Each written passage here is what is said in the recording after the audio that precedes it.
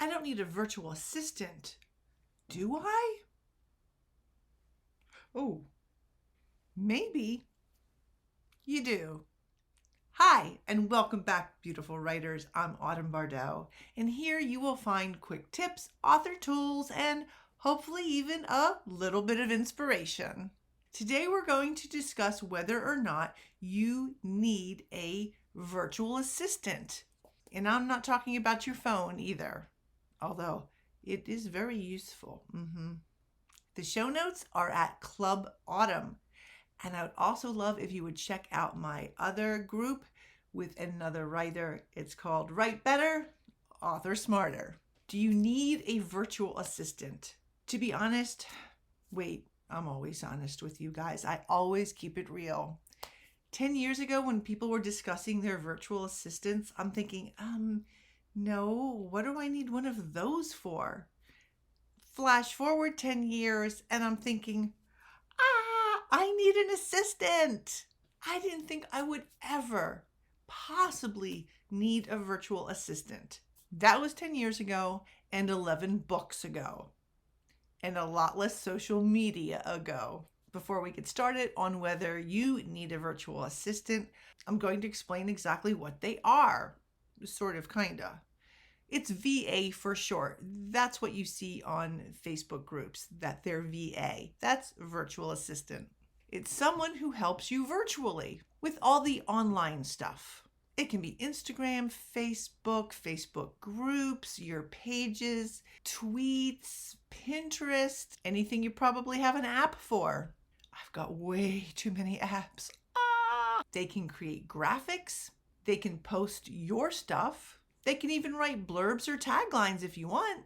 They can answer emails, put together your newsletter, finding beta readers, and sending out ARCs, and help you with all the posts that you would like to make, you intend to make, but somehow time flies and you just don't get to it. They can even help you with hunting down comparable titles, comparable covers, or articles that you want to post on Facebook. All the stuff that you just don't have the time for, maybe, or even the inclination. Basically, you and your virtual assistant work out exactly the parameters of what you want them to do. So, do you need a virtual assistant? I knew I finally had to get one when I just realized that I needed to be doing a lot more posting and I just did not have any more time.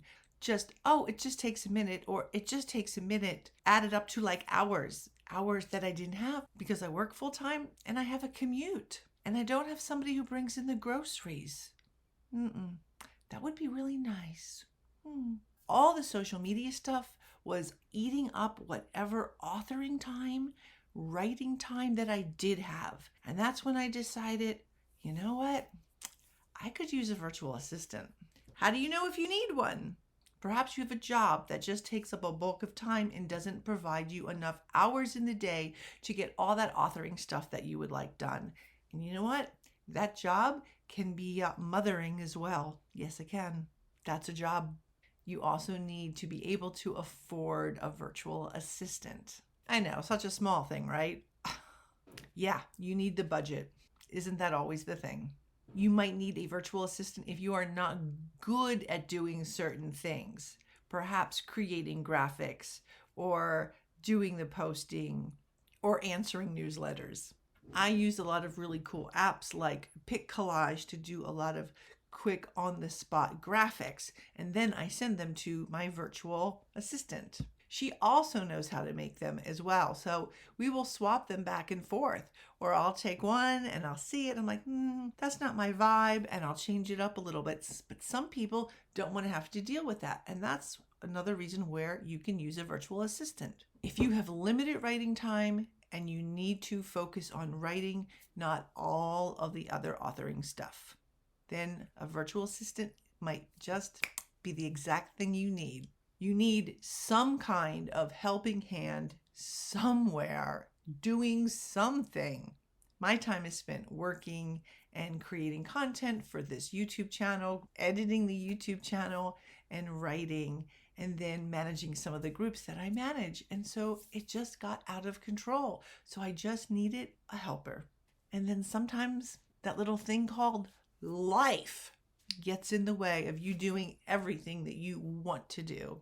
As I said before, all those little, it just takes a few minutes, and it just takes a few minutes, and it just takes a few minutes, add up to hours that you don't have. I give my virtual assistant a certain task. Sometimes that shifts weekly with what I think I need. For example, when I learned that I could put all of my videos on Goodreads, I thought, oh, that's great. And it doesn't take much time, but it does because I have like 75 videos. I'm like, I can't do all that. So one of the first things I had her do, she spent about 5 or 10 minutes a day loading up my videos until I was all caught up. Now I can load them myself because I'm only loading up one a week. And I assign a certain budget for the month. She's very fast. I know she works fast. I've seen her at work. And I tell her, when you've gone over that time, over that allotted amount that I have budgeted for a virtual assistant, tell me. Sometimes I'm only a few days short. She's really good at parceling out what needs to be done as well. And then she will text me and she'll say, did you need me to do this? I ran up to the end of the budget. And then I'll say, oh yeah, I really need that done. Go ahead, I'll pay you more. Before hiring a virtual assistant, you want to make sure to vet them. You're the boss here, right? Look at what they've done for what you want to do. So if it's tweeting or Facebook posting or sharing or whatever it is, how does it look on their end? Get references. I knew my virtual assistant very well, and I asked her, do you want to be my virtual assistant? And she said, yes. So that worked out really well because I already knew what she did and how fast she was at everything. So before hiring a virtual assistant, look at their own stuff. Is it good? Do you like it? Are you impressed? If you like what you see, then interview them. Ask a series of prepared questions. Ask for referrals. Here's the thing with referrals. People will use their friends as a referral. We know because we've all done that. So just saying, be careful with that as well. Next, you want to set up the parameters and expectations. And they're your expectations.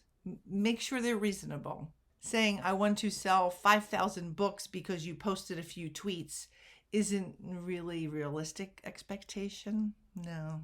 And a good VA will tell you that. But setting up the parameters and expectations is super important. I tend to be a stickler on certain things. So if she creates a graphic or something, I say, run it by me. And that's quick. She sends me a text. I look at it. I'll go, yeah, no, or I want to say it this way. Super quick. The next thing you want to do is have a trial period, especially if you don't really know the person or you're just not quite sure of the person. Most jobs have a trial period. That way, if it doesn't work for you, if it's not what you expected, or you're unhappy with the virtual assistant's work, you can get out of it very nicely by just saying, this virtual assistant thing isn't really working for me. I'm going to have to rethink this. Then no hard feelings. And you really don't want to leave any hard feelings because your virtual assistant will have all your passwords, or at least the ones you gave to them.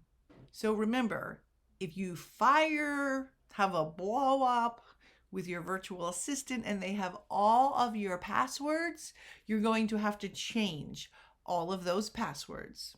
That's why the trial period works really well. Have you figured out if you need a virtual assistant yet? For me, the two biggest factors were what I needed them to do for me and the budget. I have the money to budget that out, and it has been a lifesaver and taken a lot of stress off of me. I wasn't really good at doing certain things, or I just saw things as chores. It's taken a lot of stress off of me, especially with those things where I knew it was just me having to put in links and things and I just didn't have any more time.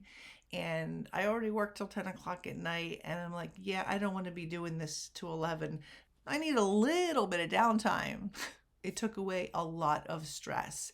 And I really hope my VA wants to do this for a while, because if she doesn't, I just feel like I keep adding things. And every month I'm just like, oh, and I need you to do this too, and do this too. So it's really been working out well. If you haven't already, I would love if you would hit that subscribe and notify button. That really helps me get the free content out there. So please hit that subscribe button. Also, I am very happy to announce The Magic of Symbolism, Enrich Your Words with Hidden Meaning is out May 6th. It's $2.99. That's less than a cup of coffee for the ebook and $9.99 for the paperback. It's a quick guide, a springboard meant for you to leap high and dive into powerful word choices. That's it for today, folks. I will see you next week when I'm going to discuss a rather gritty subject. I hope you'll join me then. As always, writers, dream, create, and embrace. Bye-bye.